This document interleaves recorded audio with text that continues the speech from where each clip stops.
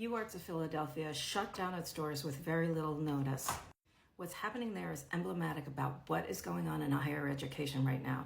So whether you're a student, you're a parent of the student, or you just care about democracy, it's really important to pay attention about what's going on in higher ed. I'm Professor Einstein, and I've been teaching at a public institution for more than 25 years. According to the Heckinger Report, an educational newsletter, colleges are closing at the rate of 1 per week. UArts shut down so quickly because they lost their accreditation. What accreditation is for them and for the institution I belong to is something called middle states. Every 8 years, the institution has to go through a review by this group in order to be able to get accredited. What that means is that you are a legitimate institution that can provide a diploma, and most importantly, that you will be entitled for students to get financial aid. No accreditation, no financial aid. The accreditation process takes a long time, so it's not like the college didn't know this was coming. They might not have known that they weren't going to get accredited, but they certainly knew what the information was that they needed to put together in order to be able to pass that accreditation. The disadvantage that UArts had versus a lot of other schools is that a lot of other schools are raising more money by offering more classes online. At an arts institution, you can't do that. I was an undergraduate theater major.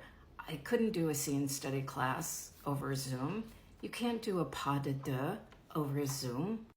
And UArts faced the problem that every institution in the United States is facing right now, which is that the millennials have aged out of college. It's called the millennial cliff, and every college knew it was coming, and they knew it was coming for the last 10 years. Part of the reason why colleges got so expensive is they knew they had an unending stream of people who were going to come. The issues of millennials aging out was then exacerbated by COVID. More and more students want to take classes online. So if you are an institution that really requires people to be in a classroom, you have students who don't want to be. How do you combine that hybrid situation? And frankly, from my perspective as a professor, I just think there's a lot of things that just can't be taught online. I can't teach writing online. There may be some professors who can, but I can't. Critical thinking can't be taught online. You have to be in the classroom and be able to debate. And when you're on a Zoom, you don't have the ability for people to start talking over each other. People have to stop. And you lose that really wonderful ability to connect and concentrate and argue for what you believe in. Another key part of this is that students realize they didn't have to go to college.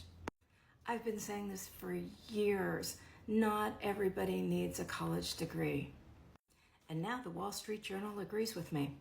Recently, they did an article called Gen Z is Becoming the Tool Belt Generation. There's a dearth of skilled trade people, and those trade people can't lose their job to AI. I've posted before here about what went on at the University of West Virginia. Board members simply slashed whole departments and fired tenured faculty members. Students who were ready to graduate suddenly found themselves without the classes to be able to do that. People who were sophomores were told, you might as well start looking for someplace else to go. The responses from students on that post were just heartbreaking, absolutely heartbreaking. I feel equally bad for students at UArts because the school hasn't provided any information about where they can transfer their classes to. At my institution, they fired 26 full-time faculty members 2 weeks before the semester was supposed to start. As someone who works in higher education, as someone who has studied the marketing of higher education and how they are trying to hide from you what is really going on, as someone who has a daughter who recently graduated, I will say to you this: do your homework. Make sure you look at a school and find out what their financials are. Look at the common data set. Find out the number of students that the institution is bringing in, and are they continuing to bring in the same amount of students? Are students still staying after the first year? That's the key thing to look at. If after the first year, the school doesn't have more than 90 or 95% of its students staying, it means there's a real problem at the institution. But the most important thing about a higher education is that you're studying the thing that you are interested in with the best teachers at a price point that you can afford. I'll tell you one last story. A friend of mine was working at an institution where he knew it was about to close. It wasn't going to be the next day, but it wasn't going to be long before the institution was not going to be in a place that would still be open. 11 people left. Tenured faculty. Tenured faculty don't just leave. They left. Some of them had jobs, some of them didn't. My friend didn't have a job and didn't find a job for 3 years, but ethically he could not stay there and take students' money. These are the stories that you are not going to hear about. Make sure that you do your research if you're planning to go to an institution.